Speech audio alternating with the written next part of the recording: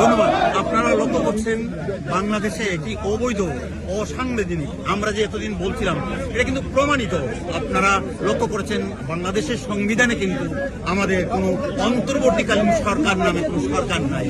আপনার বিদেশি শক্তিদের সহযোগিতায়, বিশেষ করে মার্কিন যুক্তরাষ্ট্রের সহযোগিতায় পুতুল সরকার ইউনূসের নেতৃত্বে, ইউনূসের নেতৃত্বে পরিকল্পিতভাবে অবৈধভাবে এটা আদালত, যে আদালতে আমরা ৭১-এর পরাজিত শক্তি, বিশেষ করে জামাত শিবির যারা মানবাধিকার বিরোধী কর্মকাণ্ডের সাথে জড়িত ছিল, যুদ্ধাপরাধীদের সাথে জড়িত ছিল, তাদের বিচারের জন্য কিন্তু আমরা এই আদালত প্রতিষ্ঠিত করেছিলাম সংবিধানের মাধ্যমে। কিন্তু আপনারা লক্ষ্য করেছেন এই আদালতের, এই ট্রাইব্যুনালের অবৈধভাবে কিন্তু তারা আইন সংশোধন করে একটা রায় দিয়েছে মাননীয় প্রধানমন্ত্রীর বিরুদ্ধে। বাংলার জনগণ এই রায় কিন্তু মানে না।